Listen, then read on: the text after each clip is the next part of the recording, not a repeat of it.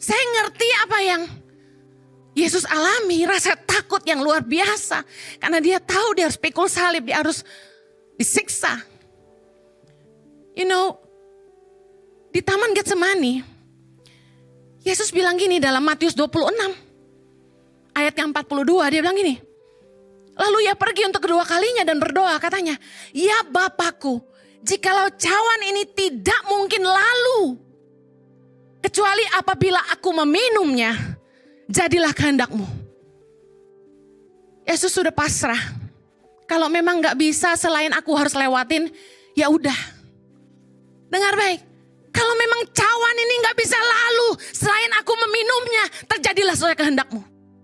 Dengar, waktu Yesus berjalan menuju Golgota, saya percaya bahwa dalam hati itu dia udah pasrah. Gak punya pilihan. Penderitaan yang dia harus pikul buat kita. Tapi saya mau bilang, kalau Yesus tidak taat sama Bapa, kalau dia tidak merendahkan dirinya untuk pikul salib yang bukan buat dia sebenarnya, dia tidak berdosa, dijadikan berdosa karena pelanggaran kita. Kalau Yesus tidak merendahkan dirinya pikul salib dan menderita ganti kita, tidak ada kemuliaan yang Bapa berikan kepadanya. Dalam hidup ini harus ada kematian untuk bisa mengalami kebangkitan. Yesus harus mati supaya dia dibangkitkan. Dan kuasa Allah dinyatakan. Dan kemenangan salibnya yang hari ini menjadi sebuah pengharapan bagi kita. Bahwa barang siapa percaya kepadanya akan beroleh hidup yang kekal. Bahwa maut tidak berkuasa atas hidup kita. Kita mungkin mati tapi sementara. Tapi kita akan dibangkitkan bersama-sama dengan dia. Katakan amin. Dengar baik. Kita harus mati dalam dosa. Kematian Yesus di kayu salib mengajarkan kita bahwa kita harus mati terhadap dosa. Mati terhadap keinginan daging kita sendiri.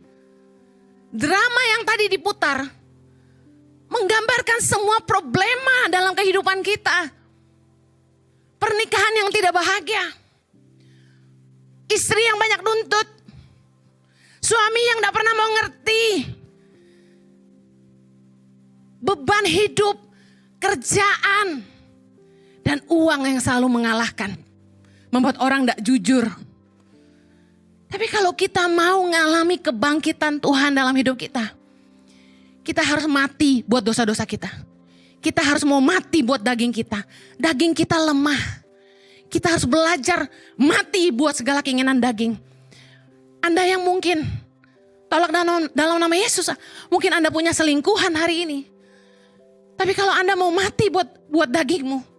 Dengar, tinggalkan selingkuhanmu. Kembalilah kepada keluargamu. Kalau hari ini Anda mungkin bisnis tidak jujur. Mari matilah buat keinginan keserakahanmu.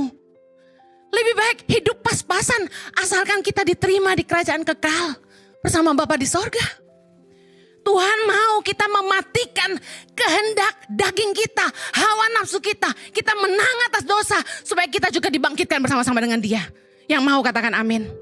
Ibadah Gereja Impact Community Indonesia ada di setiap minggu jam 8 pagi, jam 10, jam 12 siang, jam 3 sore, dan jam 5 sore.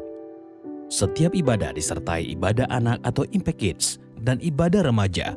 Anda bisa mengajak teman, keluarga, dan relasi untuk ikut beribadah bersama. Dan bagi anak-anak muda, ada Impact Youth jam 5 sore waktu Indonesia Barat di Gereja Impact Community Indonesia.